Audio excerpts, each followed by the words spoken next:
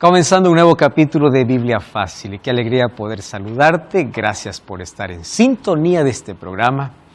Gracias a ti por compartir nuestros contenidos y qué bueno es que dediquemos este tiempo para el estudio de la Biblia. Así que preparado para un nuevo capítulo, hoy hablaremos sobre juicio, un tema muy amplio, de qué manera somos juzgados, cómo somos juzgados, por quién. Eso hablaremos aquí en este programa. Así que eres bienvenido. Y bienvenidos una vez más a este estudio.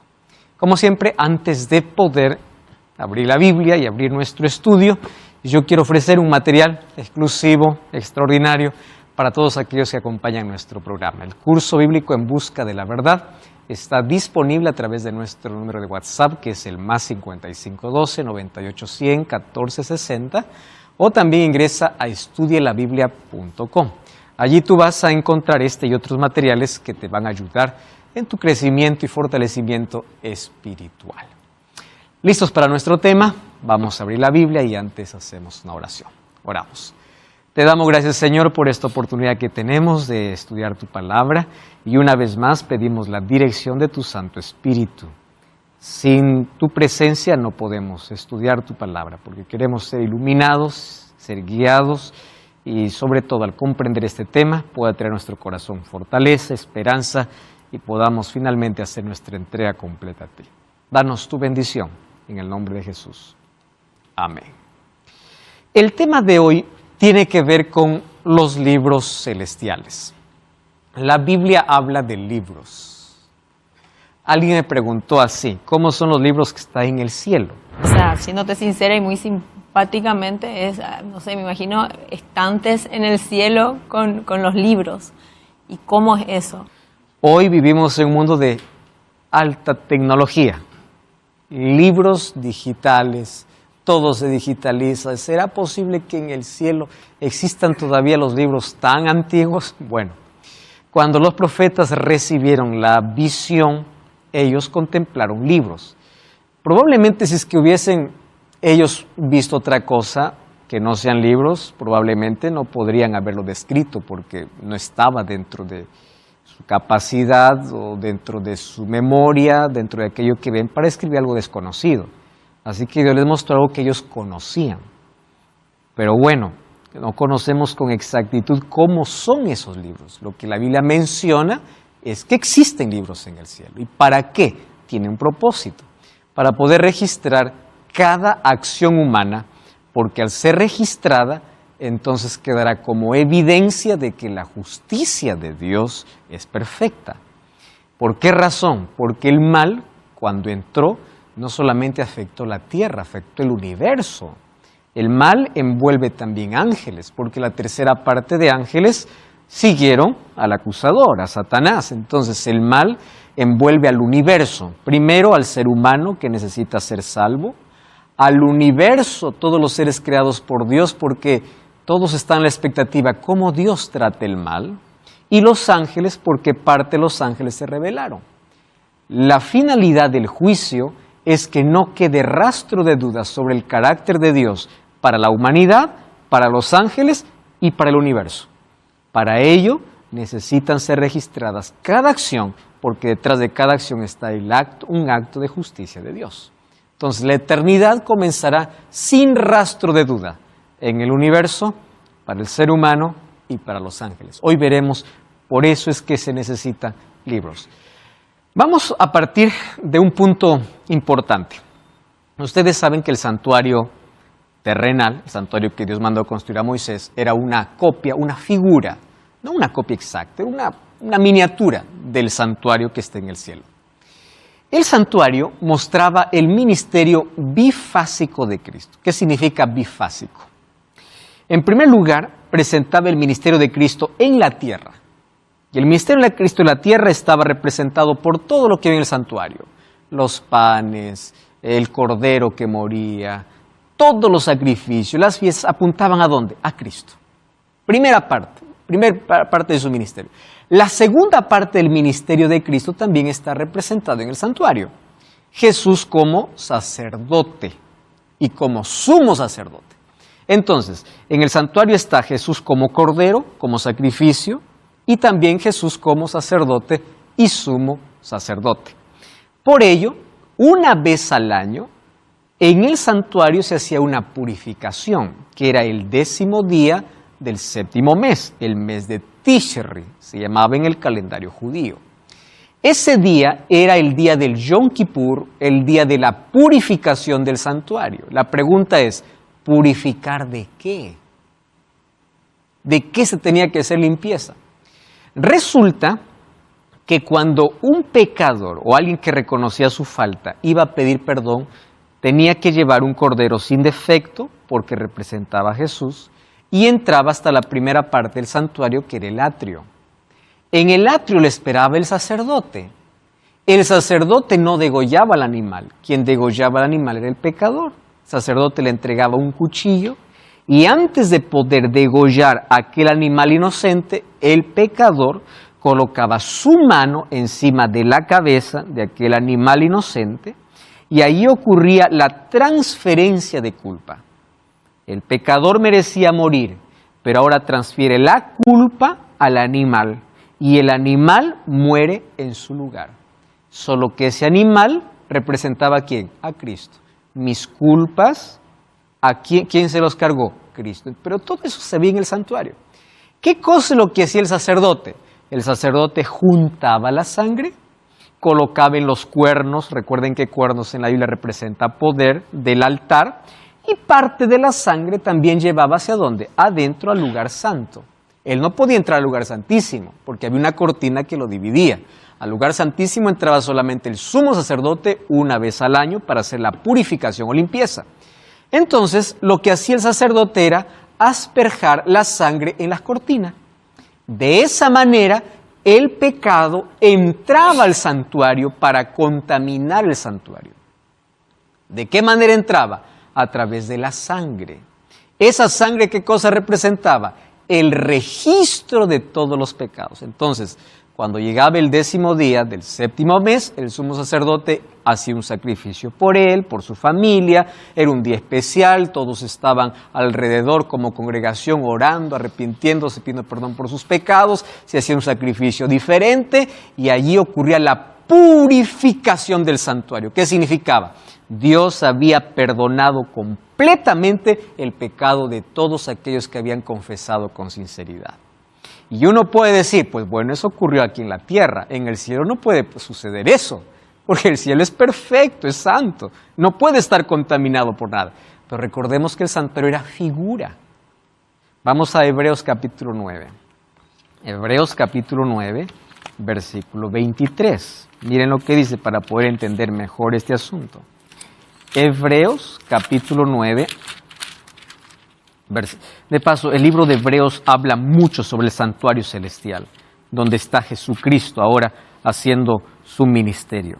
Hebreos capítulo 9, versículo 23. Dice así: fue pues necesario que las figuras de las cosas celestiales fuesen purificadas. Está hablando del cielo.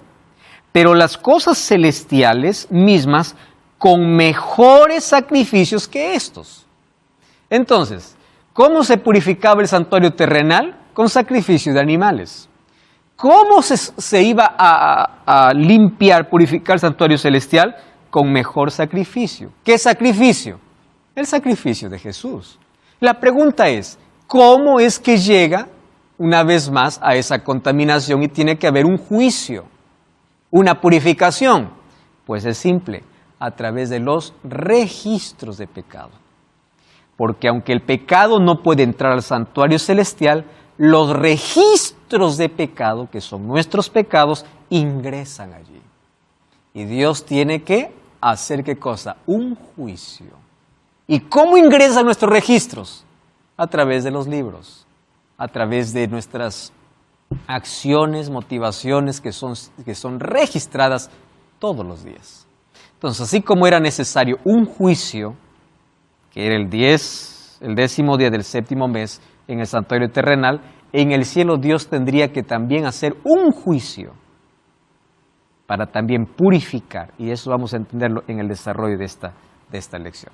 Bueno, Jeremías capítulo 17, versículo 1 dice: el pecado que antes estaba en el corazón del pecador pasaba los cuernos del altar hasta el día de la purificación, de expiación o día de juicio, que que era el 10º día del 7º mes. 2 Corintios 5:10 dice, es necesario que todos comparezcamos ante el tribunal de Cristo para que cada uno reciba según lo que haya hecho mientras estaba en el cuerpo. Aquí representa vida, sea bueno o sea malo. Entonces, aquí quiero hacer énfasis especial en algo importante. Las personas miran el sacrificio de Jesús en el Calvario, pero el sacrificio de Jesús en el Calvario, aunque fue completo para la humanidad, no termina allí. Ustedes saben que Jesús, después del Calvario, ¿dónde entró? Al santuario. Eso dice Hebreos. Entonces, cuando Cristo resucita, entra al santuario para hacer una labor importantísima de salvación. ¿Por qué razón? Porque aunque Cristo murió por toda la humanidad, no toda la humanidad se salva. ¿Por qué? ¿Acaso Jesús no murió por todos? Muy bien, ahí está la obra de lo que Jesús hace en el santuario. ¿Por qué razón? Porque la sangre de Jesús solamente tiene poder para limpiar, purificar y salvar a quien acepte ese sacrificio. Esa sangre no tiene poder para limpiar a quien rechaza. Entonces, ¿dónde es que Jesús aplica su sacrificio en favor del creyente? En el santuario. En el Calvario pagó el pecado, pagó la penalidad de pecado por toda la humanidad, pero en el santuario es aplicado esa sangre a favor de aquellos que lo aceptan por fe. Entonces, miremos al Calvario, pero no dejemos de mirar al santuario, porque la obra continúa, el ministerio de Jesús continúa, y un día Jesús va a salir del santuario, y cuando se termine la gracia en el santuario, allí sí no habrá más perdón para nadie más. Entonces, hoy vamos a mirar a Jesús en el santuario, así como muchas veces lo hemos visto en el Calvario. Muy bien, ¿qué cosa es lo que sucede? ¿Cómo es que comparecemos ante el tribunal de Cristo? No hay alguien que diga, hoy estuve ante el tribunal para ser juzgado. No, toda la humanidad comparece ante el tribunal a través de registros. Nuestra vida está en la presencia de Cristo, no porque yo voy en cuerpo delante del tribunal de Cristo, sino mis acciones, mis palabras, mis actitudes siendo registradas, yo entro ante el tribunal por el registro de mi vida. ¿Y dónde está siendo registrado eso? En libros. Vamos a mirar Daniel capítulo 7, versículos 9 y 10. Dice así, estuve mirando hasta que fueron puestos tronos. Cada vez que en la Biblia aparece trono, es momento de hablar de juicio. Y se sentó un anciano de días, cuyo vestido era blanco como la nieve, el pelo de su cabeza como lana limpia, su trono llama de fuego, las ruedas del mismo fuego ardiente, un río de fuego procedía y salía delante de él, millares de millares le servían, millones de millones asistían de él, el juez se sentó y los libros fueron abiertos. Ahora presten atención aquí. ¿Recuerdan ustedes que ya estudiamos en el primer capítulo de esta temporada cómo Jesús se presentó a Juan, Jesús glorificado? ¿Cómo eran sus cabellos blancos? ¿Recuerdan cómo era un trono, llama de fuego, ruedas? O sea, las características de Jesús.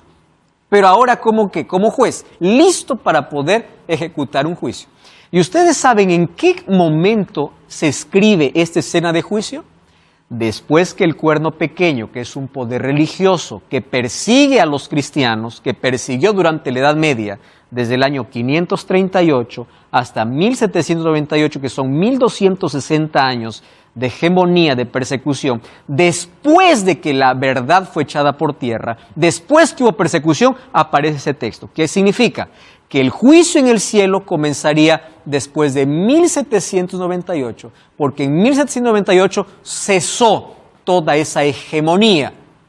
Pero nuevamente, según Apocalipsis 13, surgirá un poquito más adelante en el tiempo del fin. Entonces, este juicio comenzó después de que este poder político-religioso hizo lo que quiso. En ese contexto dice que en el cielo fueron puestos tronos, se sentó el anciano de días y allí los libros fueron abiertos. Es interesante, Apocalipsis 20:12 dice, vi a muertos, porque por ello los muertos son juzgados, grandes y pequeños, de pie ante Dios. ¿De qué manera están de pie? Los libros fueron abiertos y otro libro fue abierto, el cual es el libro de la vida, y fueron juzgados los muertos por las cosas que estaban escritas, ¿dónde? en los libros según sus obras. Claro, porque mientras uno tiene vida todavía hay esperanza de que pueda cambiar su situación y su destino, ¿verdad? Pero uno que está muerto ya selló su destino. Entonces, ¿quiénes son los primeros en ser juzgados? Los muertos. Pero ojo, ni todos. Vamos a descubrir ahora que el juicio va a comenzar por todos aquellos que dicen ser creyentes. Aquel que dice, yo creo en Jesús, vamos a ver si eres un creyente fiel.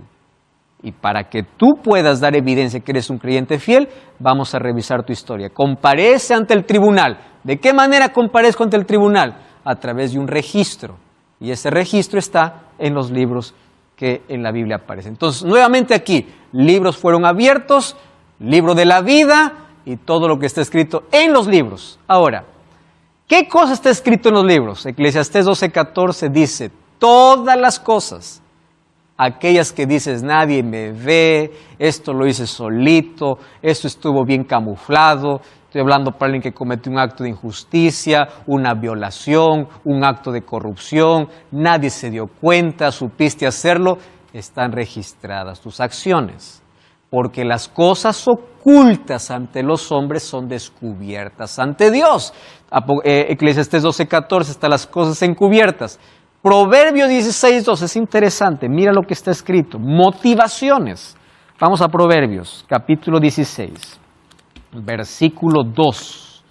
Qué interesante, o sea, en los libros no solamente se han escrito acciones, también motivaciones. Dice así, todos los caminos del hombre son limpios en su propia opinión. Lo que yo hago está bien, esto es bueno, en tu propia opinión. Pero Jehová, algunas versiones dice, pesa los espíritus, otro dice, pesa las motivaciones, otro dice, pesa los pensamientos. Entonces, ¿qué cosa es lo que está escrito? Motivaciones. Miren, les voy a decir aquí un asunto importante. Hay tanta gente que hace obras de bien por la motivación incorrecta.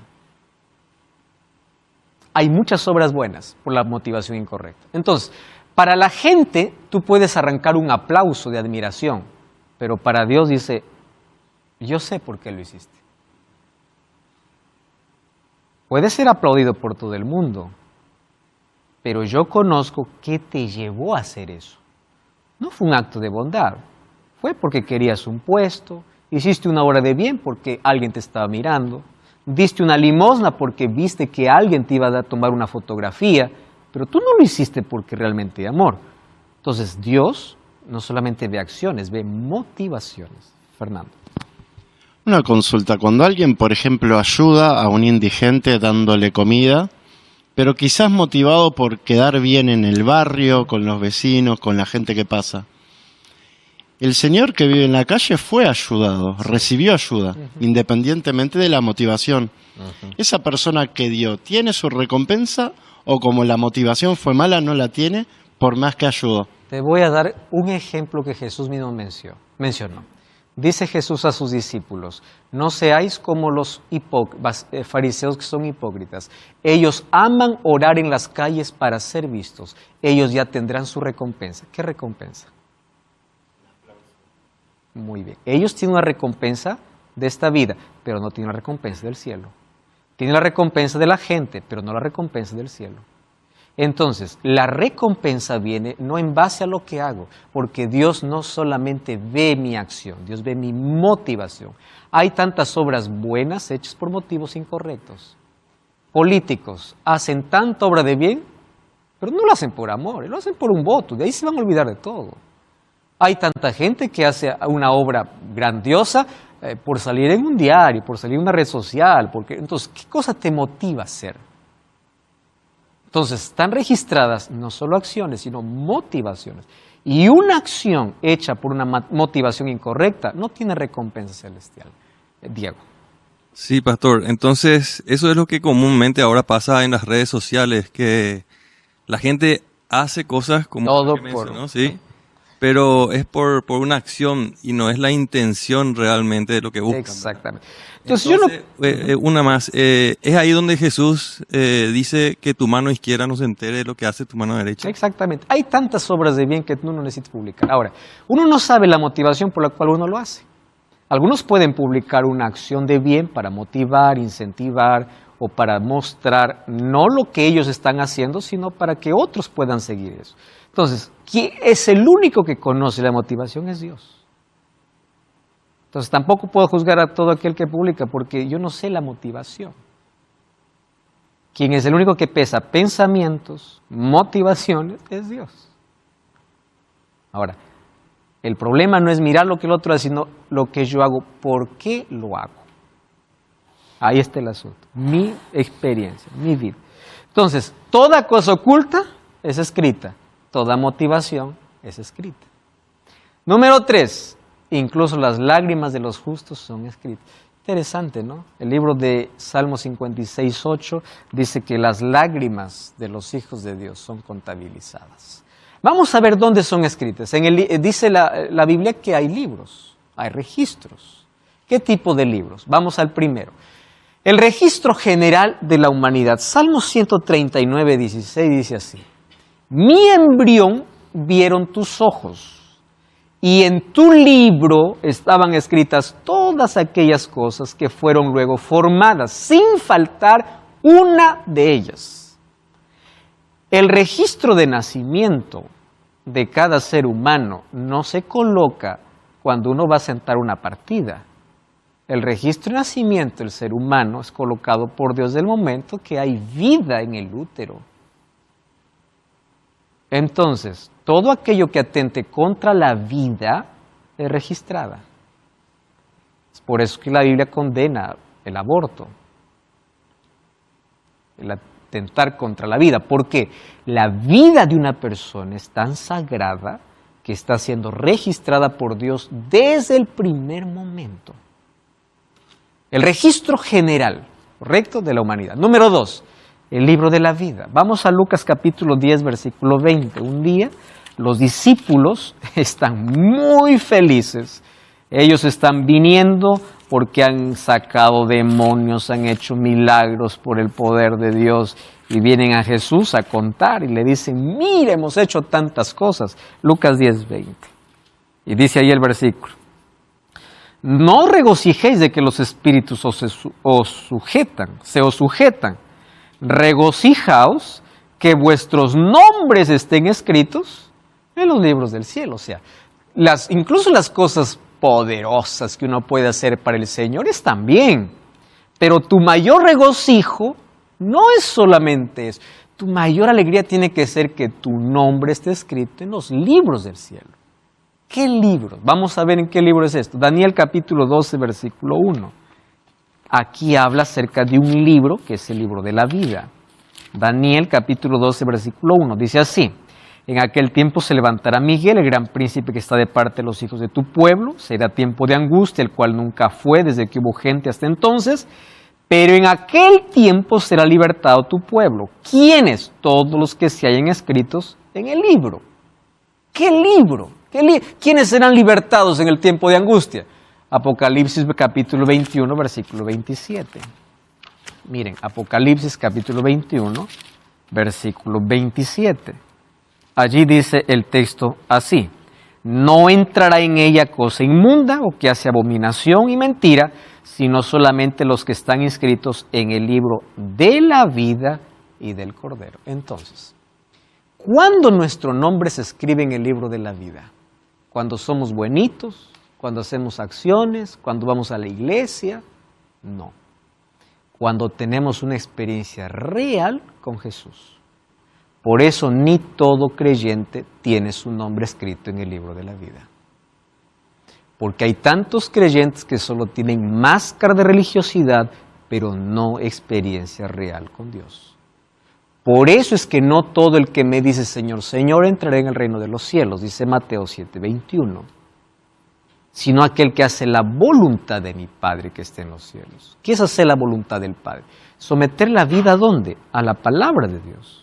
Y en la palabra de Dios, ¿qué cosa está? La ley de Dios. La obediencia es importante, las obras importantes. No porque ellas te salvan, sino porque son resultado, la evidencia, la causa de la salvación es la gracia de Dios, pero la evidencia es la transformación, el cambio de hábitos, de conducta, el cambio de vida, someterse a Dios, a la ley de Dios, a los planes de Dios, a la palabra de Dios. Es la evidencia de la salvación, no es la causa.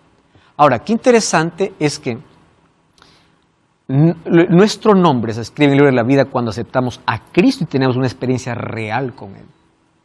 Nuestro nombre puede escribirse allí y de allí desaparecer, sí. En el momento que rechazamos a Cristo, nuestro libro pasa del libro de la vida a otro libro. Vamos a ver eso, hay otro libro memorial. ¿Qué es el libro memorial? Ahí están anotadas las acciones del pueblo de Dios como sus sufrimientos. Hay un libro exclusivamente para eso. Miren lo que dice Malaquías. Malaquías es el último libro del Antiguo Testamento. Un libro antes de Mateo. Malaquías capítulo 3. Versículo 16, dice así: entonces los que temían a Jehová hablaron cada uno a su compañero. Presten atención. Jehová escuchó y oyó, y fue escrito libro de memoria delante de él para los que temen a Jehová y los que piensan en su nombre. ¿En qué contexto habla Malaquías? Algunos dicen, en vano es servir a Dios, yo tanto sirvo a Dios y parece que no me va bien. Jehová escucha y dice, yo estoy registrando todo, tu fidelidad en medio de las peores circunstancias. Yo estoy registrando tus obras que haces, a pesar de que todo te va mal y sigues siendo fiel. Está en un libro, en el libro de memoria. Las aflicciones de los santos también son registradas. Eso veremos después sobre los libros en el cielo. ¿Y por qué son registradas cada acción? Ya vimos que hay diferentes tipos de libros. El libro de registro general, el libro de la vida y un libro memorial, donde están las buenas acciones y también donde está el sufrimiento. Ustedes saben que el sufrimiento de los hijos de Dios son registrados uno por uno. Jesús dice así, bienaventurados sois, Mateo capítulo 5, cuando por mi causa dijeren todo mal de vosotros, cuando por mi causa te persigan, cuando por mi causa pierdes tu empleo, cuando por mi causa te botan de la casa, cuando no es que tú lo provocaste, no es que estás sufriendo porque tú decidiste mal, porque tú desobedeciste, no, por mi causa. Jesús dice, alegraos. ¿Cómo es que uno se va a alegrar en medio de tanta desgracia? Es que sufrir por la causa de Cristo es diferente al sufrimiento que la mayoría tiene, que es por consecuencias de su desobediencia. Y mira lo que dice Salmos capítulo 56, versículo 8. Mis huidas tú has contado, pon mis lágrimas en tu redoma, ¿no están ellas en tu libro? ¿Qué cosa era una redoma?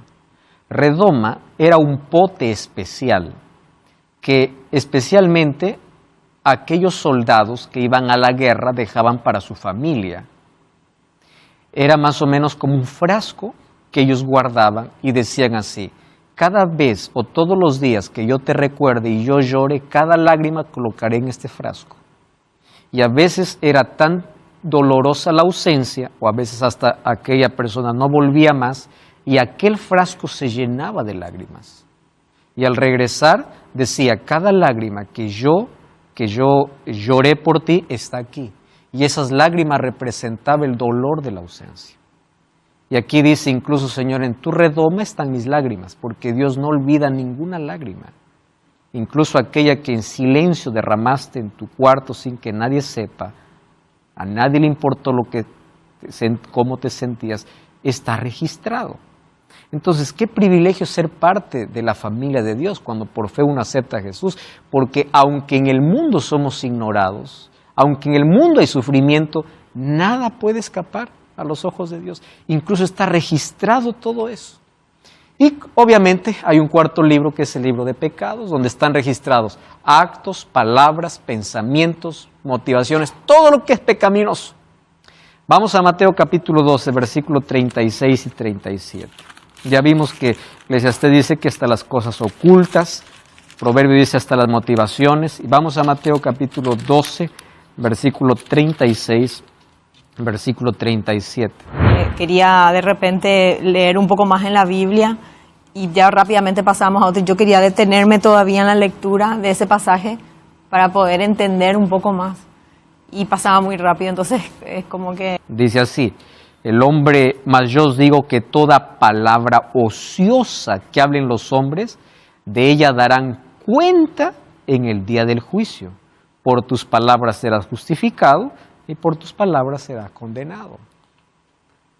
Pon freno a tu boca si estás acostumbrado a hablar siempre de los otros, porque tus palabras están siendo registradas. Tú que sonríes delante de alguien y hablas mal cuando no está delante de ti. Tú que estás acostumbrado a decir, no puedo controlar mi lengua y paras hiriendo a todo el mundo. Dominio propio Dios puede dar, porque tus palabras están siendo registradas. La mayor violencia que hoy está cometiendo la sociedad no solamente es física, es la violencia verbal, que destruye el sueño de niños, que acabe el día de las personas. Cuida tus palabras, porque las palabras son un reflejo mínimo de lo que hay en tu corazón. Si tus palabras son hirientes, imagínate lo que hay dentro de tu vida. Pero hay esperanza. Dios puede transformar cualquier corazón y tus palabras serán mejores. Entonces, nuestras palabras, nuestras motivaciones, nuestras acciones, todo está siendo registrado. Entonces la pregunta es, ¿para qué? ¿No? ¿Para qué? Alguien me preguntó, pastor, ¿es necesario que Dios registre todo? Claro que no, Él es poderoso, Él es sabio, Él no necesita tener registro. ¿Pero saben por qué lo hace? Porque hay ángeles que no conocen motivaciones. Hay seres en el universo que no conocen motivaciones, solamente ven acciones. Y para que no quede rastro de duda en el universo, ni en los seres creados, ni en los ángeles, ni en la humanidad, nuestro registro tiene que estar en los libros. Tengo aquí a Fernando y a Marcelo. Fernando. A mí me vino cuando hablábamos de justificar, que seremos justificados o condenados por nuestra palabra, el versículo que dice que de la abundancia del corazón habla la boca. Sin duda. Yo digo lo siguiente, si con tus palabras eres capaz de herir, tus palabras son el 10% de lo que tú puedes expresar. Si hieres con un 10%, imagínate el 90%, tienes veneno en tu corazón. Veneno, literal.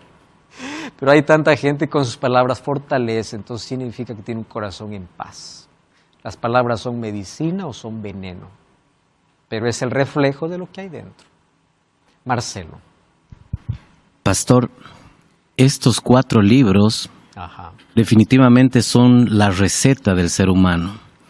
¿Por qué? Porque en el primero nos registramos, en el segundo, como decía, tenemos una experiencia o debemos tener una experiencia real con Dios, congregarnos, obedecer, ser justos. En el tercero, el libro memorial, están anotadas nuestras buenas acciones, las cosas que debemos hacer, ayudar.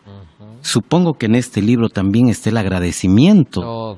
Todas las acciones. Y claro, también está lo que no debemos hacer, que es el libro de pecados.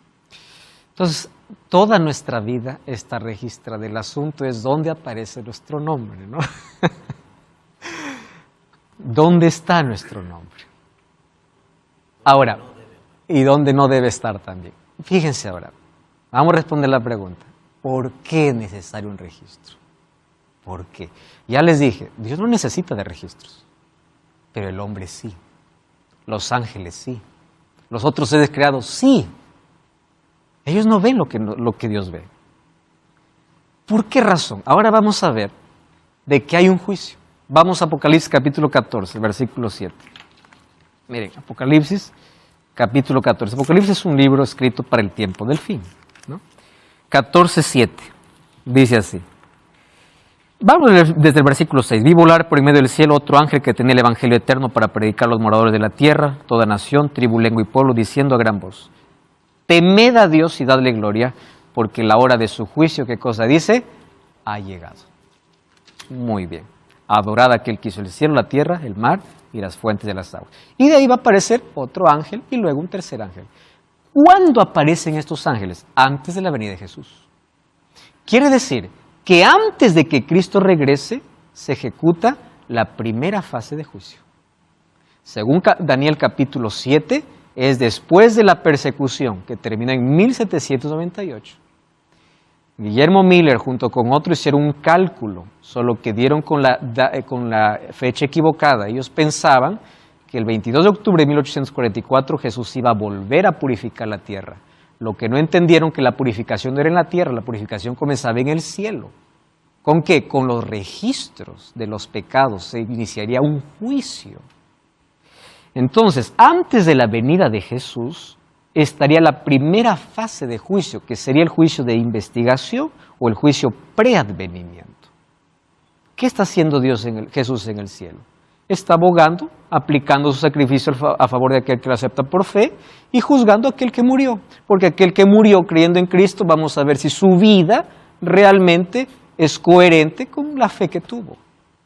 Porque no todo el que dice Señor, Señor va a entrar en el reino de los cielos. Entonces, ¿por qué es necesario un juicio? Porque todo el universo está a la expectativa de cómo Dios trata el mal. Recuerden que cuando el pecado entró, no entró en la tierra, entró en el cielo. Satanás contaminó el cielo. Entonces, los ángeles necesitan respuestas, los hombres necesitan respuestas y toda la humanidad o todo el universo necesita respuestas. ¿Cómo Dios responde? Con un juicio, mostrando su justicia para todos. 1 Corintios capítulo 4 dice el apóstol Pablo que nosotros llegamos a ser el espectáculo para el mundo. Mundo, aquí la palabra cosmos, universo. Porque todos están en expectativa. Dios es justo, ¿cómo trata con justicia? Si hay tantos que parecen ser buenos y no se salvarán. Y hay tanta gente que hizo tanta maldad como el ladrón en la cruz y al final se salvará. Entonces, ¿cómo es la justicia de Dios? Para eso está registrado todo.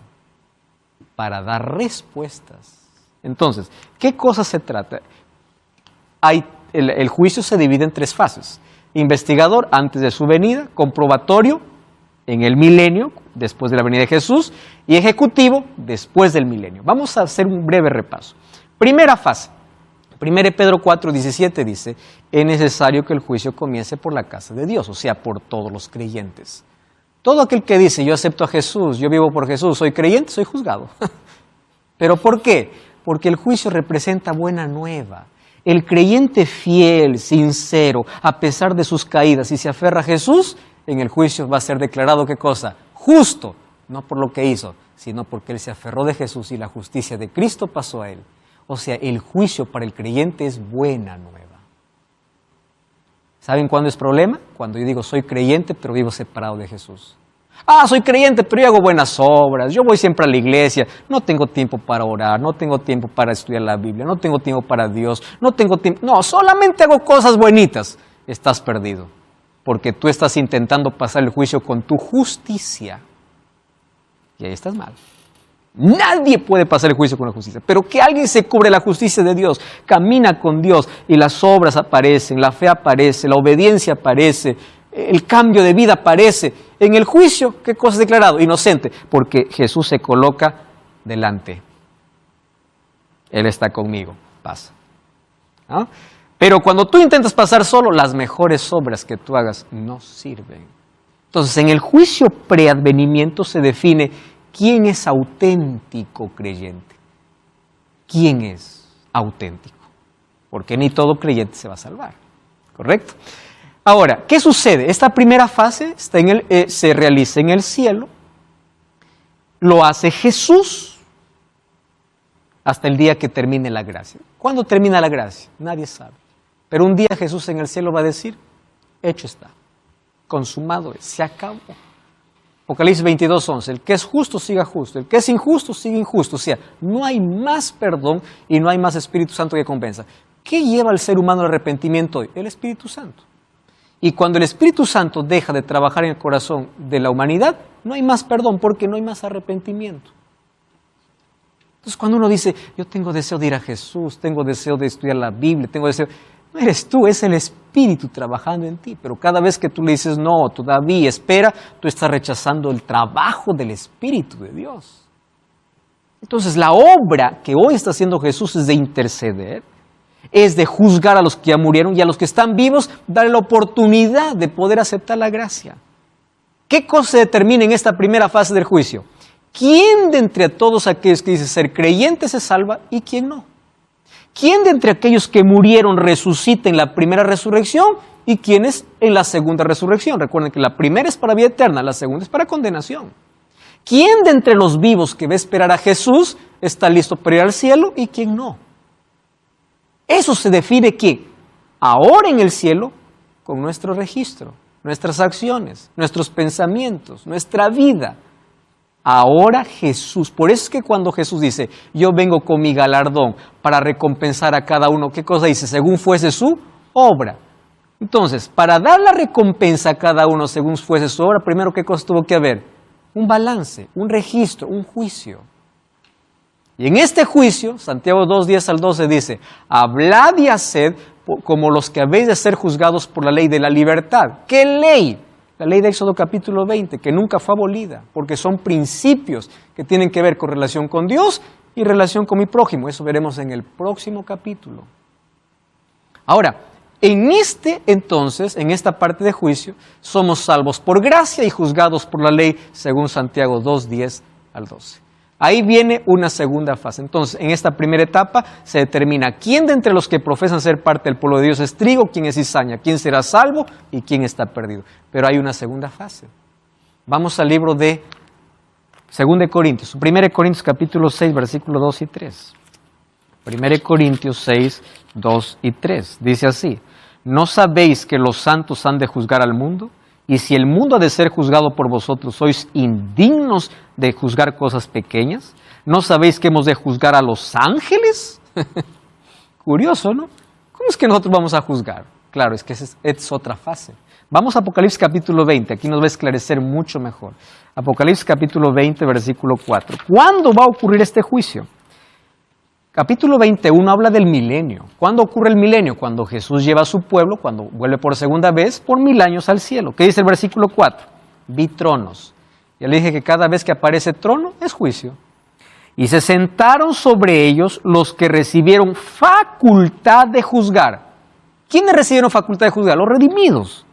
Y vi las almas de los decapitados por causa del testimonio de Jesús y por la palabra de Dios, los que no habían adorado a la bestia ni a su imagen, los que no recibieron la marca en su frente ni en sus manos, vivieron y reinaron con Cristo 1000 años, pero los otros muertos no volvieron a vivir hasta que se cumplieron 1000 años. O sea, los que resucitaron en la primera resurrección están al lado de Cristo para reinar y ¿qué más? Para juzgar, porque ellos reciben ¿qué cosa? La facultad de juzgar. Pero los otros que no resucitaron van a resucitar después de 1000 años, después del milenio. ¿Entienden aquí? Dos fases diferentes. Entonces, ¿qué cosa sucede en la segunda fase del juicio? En el cielo, los redimidos van a juzgar ¿a quiénes? A los perdidos. Y comenzando por los ángeles. ¿Qué ángeles? Los que se convirtieron en demonios. Presten atención.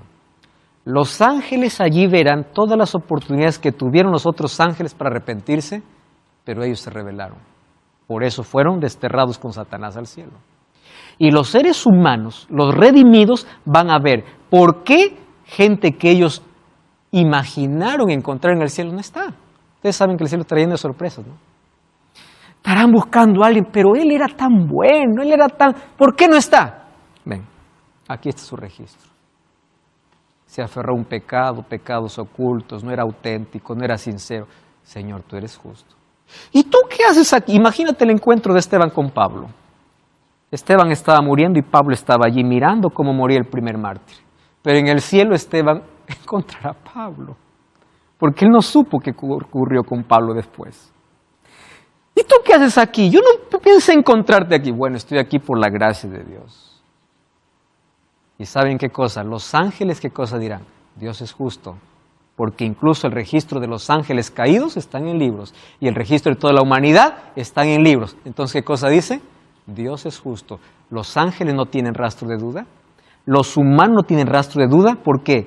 Porque los registros ayudan a comprobar la justicia de Dios. Por eso la segunda fase de juicio se llama juicio comprobatorio. En esta fase no determinamos quién se salva o quién se pierde, porque quien determinó fue Cristo en la primera fase. En esta segunda fase solamente se comprueba que Dios es justo. No hay rastro de duda. Dios es justo. Él pesa motivaciones, intenciones y acciones. Pero hay una tercera fase. ¿Y cuál es la tercera fase? Apocalipsis 20, 11 al 15. Miren lo que dice ahora. Otra vez el trono. Ya les dije, cada vez que hay trono hay juicio. Vi un gran trono blanco y el que estaba sentado en él, delante del cual huyeron la tierra, el cielo, ningún lugar se encontró para ellos. Vi a los muertos, grandes y pequeños, de pie ante Dios, y otra vez los libros fueron abiertos, y otro libro fue abierto, el cual es el libro de la vida, y fueron juzgados los muertos por las cosas que estaban escritas en los libros según sus obras. Ahora fíjense lo que sigue. El mar entregó a los muertos que había en él, y la muerte y el Hades entregaron los muertos que había en ellos, y fueron juzgados según sus obras. Claro, aquí están los que no resucitaron la primera vez. La muerte y el Hades fueron lanzados al lago de fuego. Esta es la muerte segunda. Y el que no se halló inscrito en el libro de la vida fue lanzado ¿a dónde? Al lago de fuego. ¿Esta qué cosa es? La tercera fase de juicio, que se llama la ejecución del juicio. El mal es terminado completamente. ¿Se dan cuenta cómo se maneja la justicia de Dios? No hay rastro de duda, no es como la justicia humana, no hay soborno, no hay preferidos, Dios es justo. Un juicio antes de la venida de Jesús para determinar quién se va y quién no, quién se salva, quién se pierde. Un juicio en el cielo para comprobar la justicia de Dios, Dios es justo, para que finalmente Dios ejecute. ¿Y saben por qué va a ejecutar? Porque se va a cumplir lo que dice Filipenses capítulo 2. Toda rodilla se doblará y dirá, tú eres justo, Dios. ¿Saben qué significa eso? Los impíos mismos dirán, Señor, nosotros merecemos el castigo. Tú eres justo. Ahora piensen conmigo. Todo el universo está como cuando antes no entraba el pecado. Los ángeles no tienen más duda. La humanidad no tiene más duda. El universo no tiene más duda. Incluso los pecadores declaran que Dios es justo. Entonces el mal terminará para siempre. ¿Y cómo termina? El mal terminará porque ahora fuego y azufre, en un lago de fuego es colocado la muerte, la sepultura, el dolor, el sufrimiento y todo lo que hoy te arranca lágrimas de los ojos tiene su final. El cáncer tiene sus días contados. La muerte tiene sus días contados. No te desanimes, sé fiel a Dios. Sé fiel a Dios, sé fiel a Dios. Sé fiel a Dios, por favor, no te separes de Él. Entrégate a Jesús. Hoy tus acciones están siendo registradas y hoy hay un ángel allí al lado tuyo para registrar tu decisión. Y si tú le dices, Señor, yo quiero entregarte mi corazón, quiero una nueva vida, tu nombre será inscrito en el libro de la vida. Toma la decisión de ponerte de parte de Dios, de parte de su palabra, dejando tus tradiciones, dejando tus preferencias para someterte a lo que Dios dice. Bautízate, confiesa públicamente delante de Dios que tu vida le pertenece a Él. Y estás listo para tomar esa decisión, busca una iglesia adventista el séptimo día. Dile, aquí estoy porque quiero confesar públicamente que mi vida le pertenece a Dios. Yo quiero aceptar a Jesús. Yo quiero que mi nombre esté escrito en el libro de la vida. Y que un día, por la gracia de Jesús, nos encontremos en el cielo para vivir una eternidad junto a Él. Nadie se salvará por las buenas obras que hizo en la vida. Nos salvamos por la gracia de Jesús. Y esa gracia hoy está abierta, los brazos de Jesús están abiertos. Tú no puedes quedar con el corazón cerrado. Hay un juicio ejecutándose en el cielo.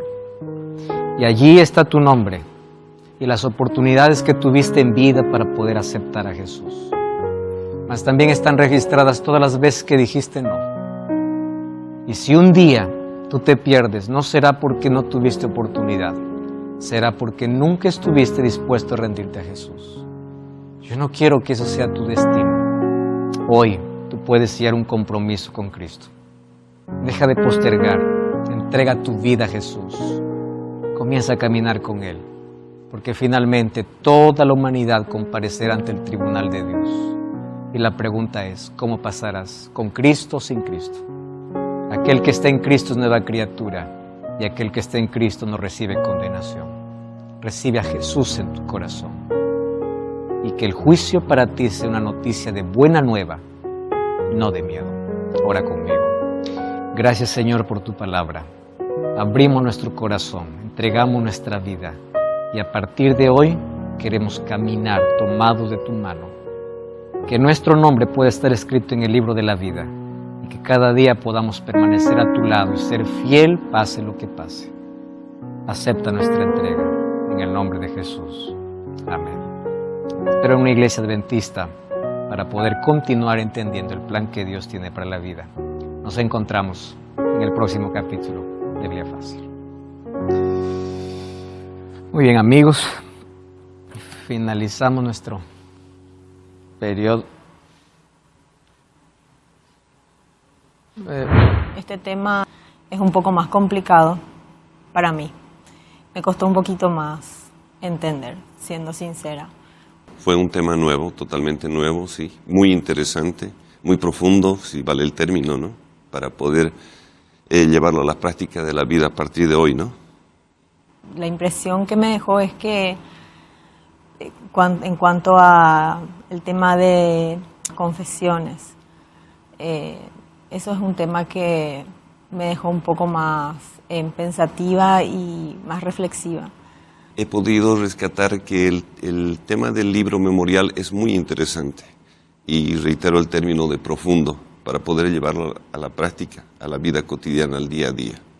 Lo que me conmovió mucho fue que nos aleja de Dios, el orgullo, el miedo y las excusas. Porque claro, indagando y reflexionando en cada punto te das cuenta de que a veces somos orgullosos, de que a veces tenemos miedos, perdemos la fe en ese miedo y que también casi siempre ponemos excusas que están motivadas por el enemigo. Hay temas que me gustaría sentarme y estar en un pasaje bíblico mucho más tiempo para poder entender mucho más, pero entiendo que hay un factor de tiempo y esa es una tarea para mi casa.